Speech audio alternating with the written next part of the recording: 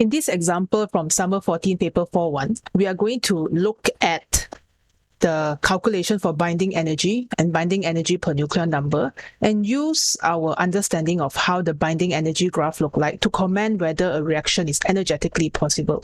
So let's go. Part A, explain what is meant by binding energy of a nucleus. And this one is a pretty standard definition as usual. So we will say that this is the energy needed to rip the nucleus apart, right? So that will be the energy required. When we say rip apart, we are going to separate the nucleons to infinity. Because it's not good enough that we separate them. We need to bring them to infinity. So to separate the nucleons in a nucleus to infinity. So if you want to be able to get both marks, okay, as you write along with me, energy required to separate the nucleons is 1 mark. To infinity is the second mark.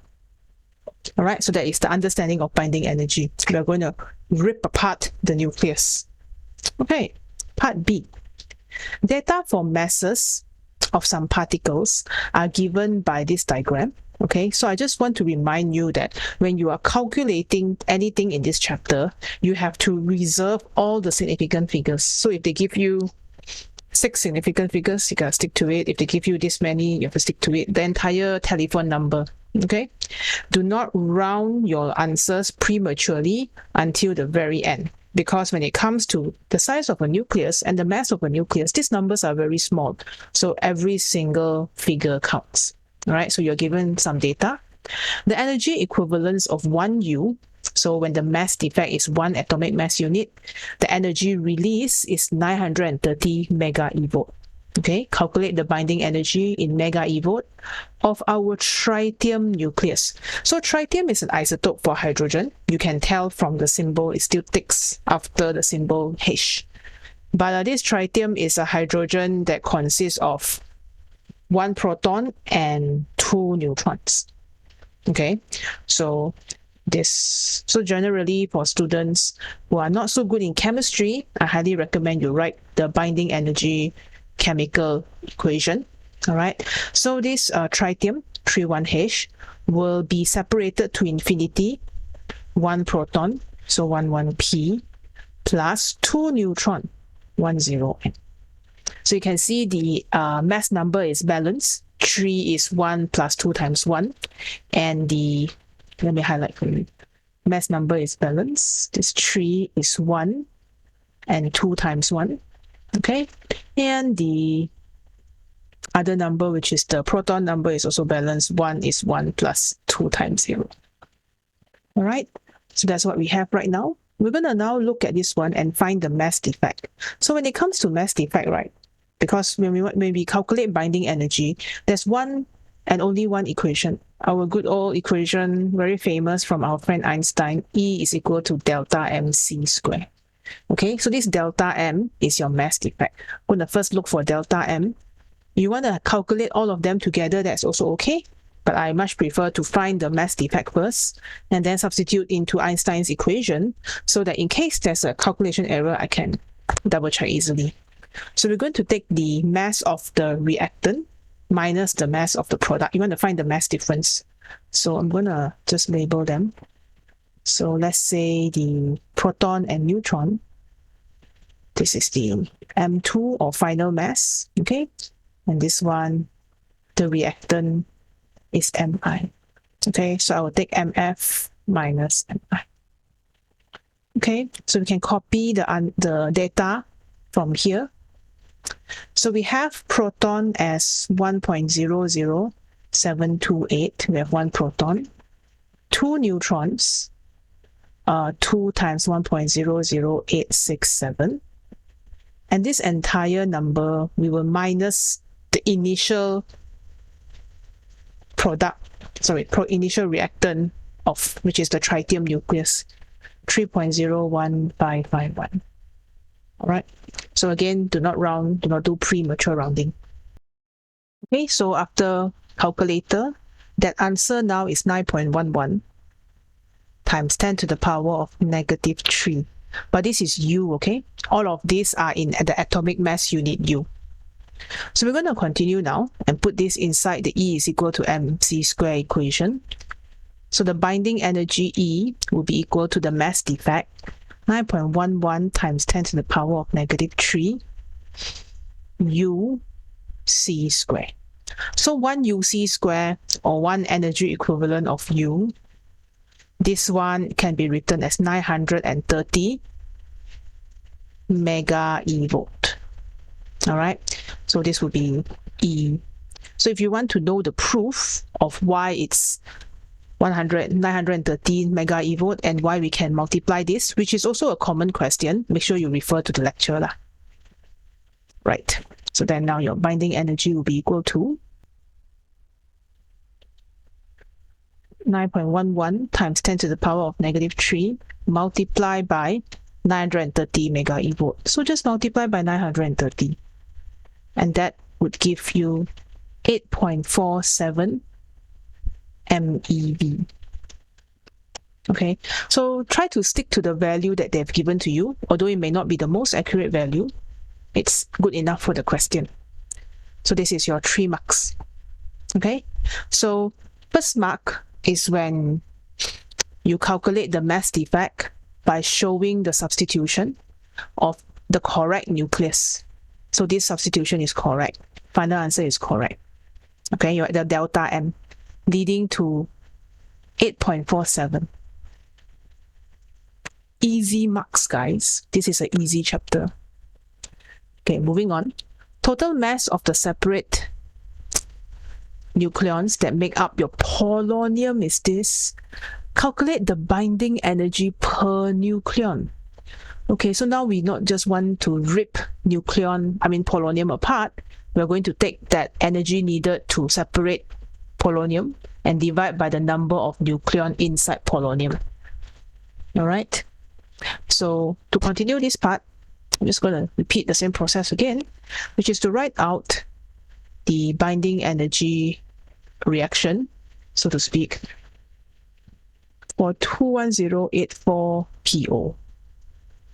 Okay, so this one will have 8411 proton plus, okay, if you want, you can write a bracket here so your brain works better. How many neutrons do we have? We will take the mass number, which is 210, minus 84, and that will give you 126. All right, so we have completely separated polonium, so we can now find the binding energy. So here is how you can, I guess, shorten your working if you want to, but I prefer to do it step by step because the numbers are a bit strange. So first thing, your delta M here would be the mass of the polonium nucleus, the difference between polonium and the protons and neutrons. We'll start with the proton first. Proton will be 84, multiplied by 1.00728 plus 126 multiplied by 1.00867. Okay, so this one is your product of the reaction. This one. But you see, sometimes when you do these things so many times, right? If you're like, actually, do I really need to calculate this? Well, this and this is the same thing there. Separate nucleons that make up polonium, this one. So when they say separate nucleons here, they mean your 84 proton plus 126 neutron. Let's double check. Okay, let's double check to make sure that what we are understanding the question by is what it means. So this is what I tend to believe, that if you don't do enough past years, you may not know how to interpret the question because their sentences can be a little bit not familiar. So pressing calculator, this is 211.70394. Okay, indeed it is. All right, so don't forget to subtract the mass of the polonium. Okay, so I'm going to minus the mass of the polonium nucleus. Let me go up here and copy 209.93722. 209.93722.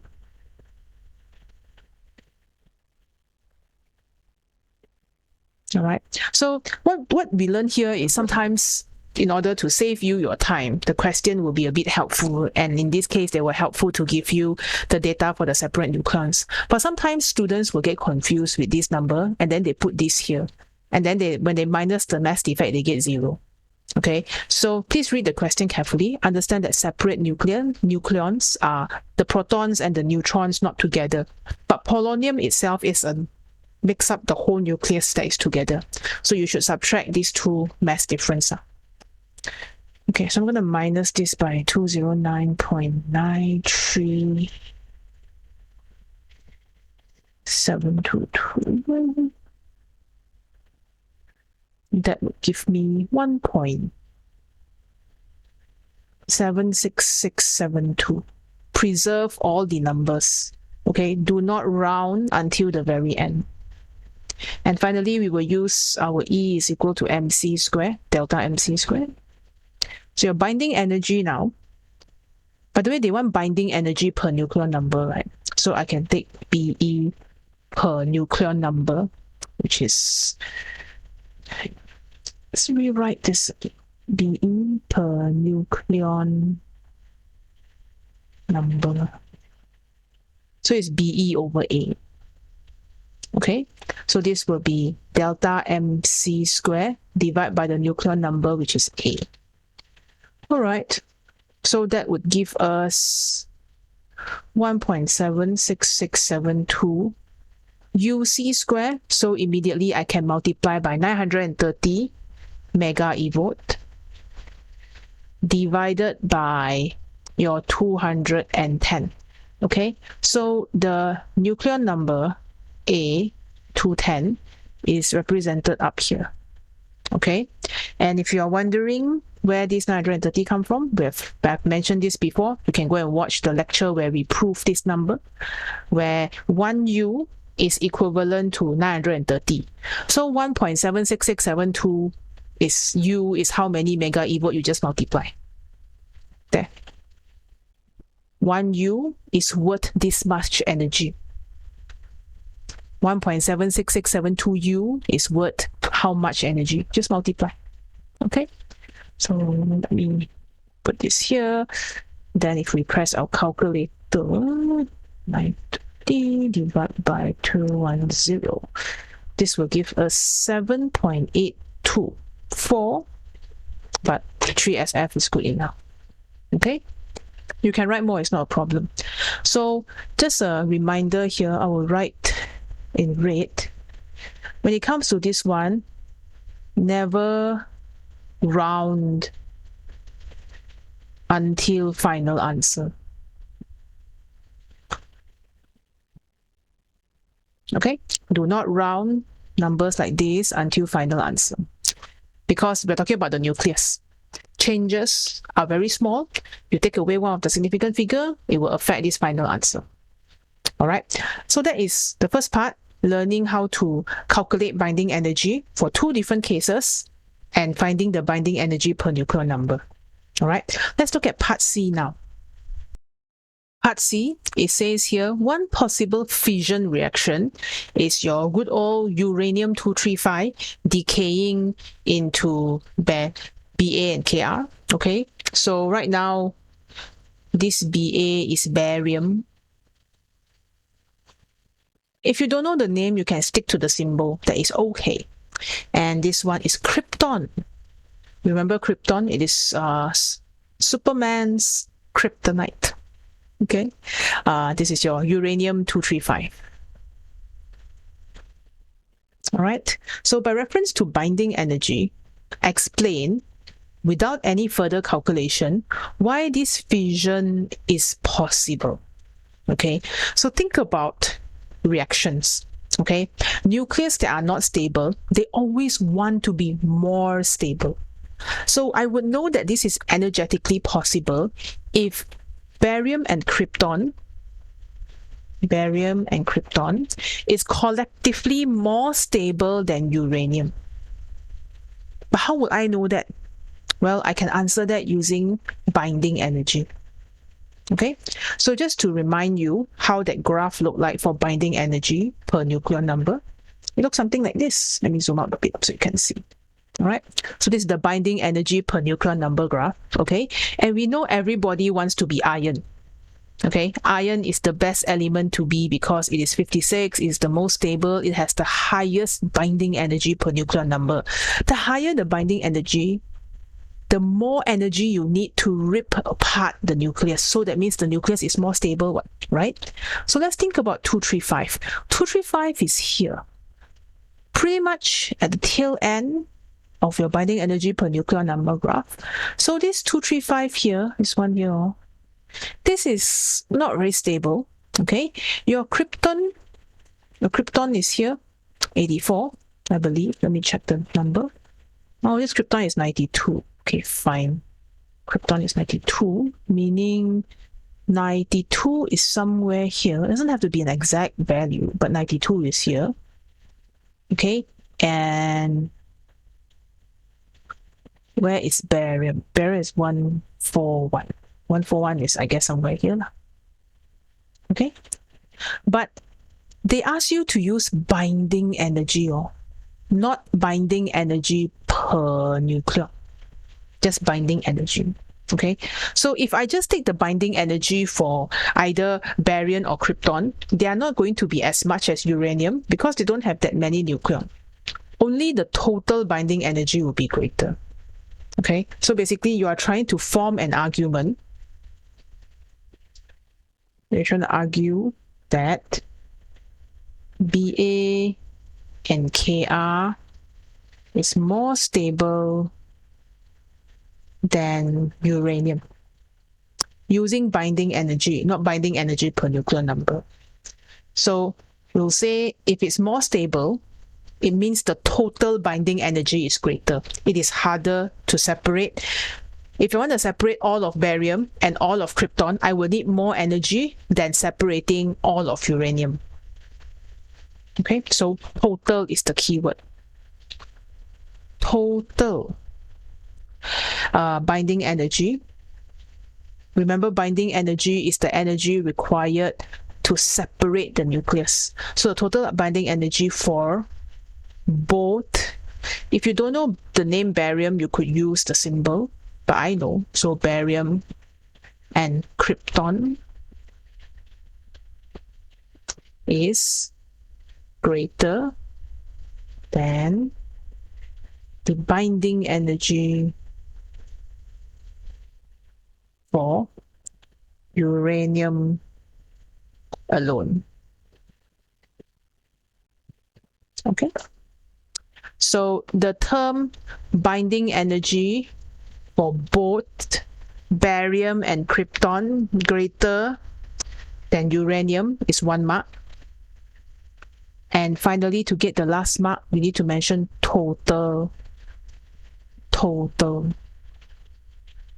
right, total binding energy. Because if let's say you unconvert this, right? Okay, let's say you want to do that, the deconversion.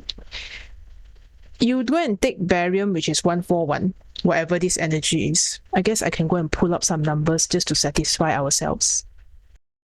Okay, so I went poking around the internet and I found this. Okay, so here someone actually did the calculation for us, which is perfect. Okay, so you can see the fission of uranium-235 is identified by these 3 people.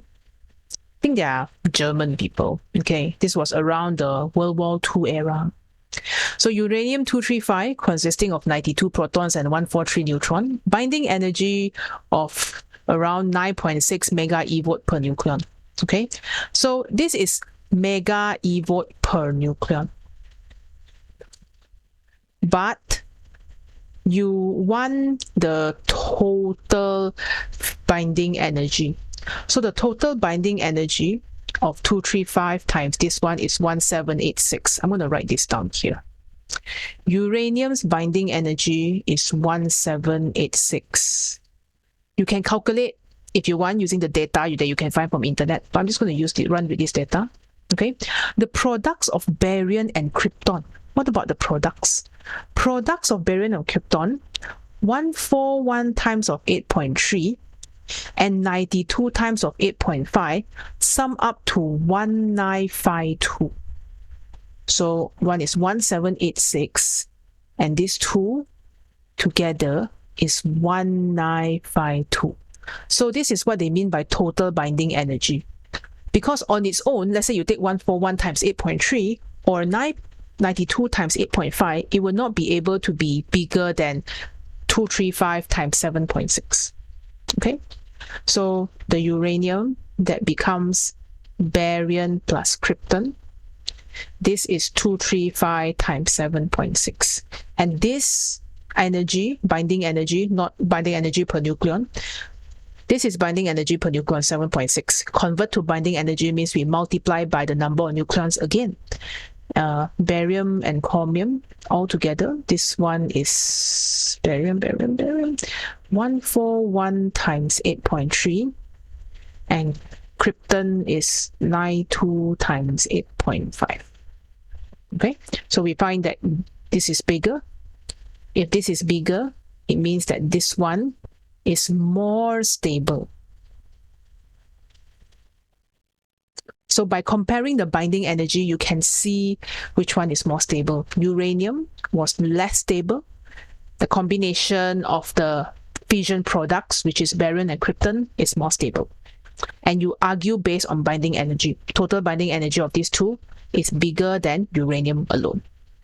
All right, so that's how you can tell whether a reaction is energetically possible. Compare its binding energy. The product should always have a higher binding energy to show that it is more stable. All right, and that's it for this example. I hope that you learned something in this video. Do click around and explore other videos and share this with your friends. I wish you all the best in your A2 and I will see you in your next video. Take care. Bye-bye.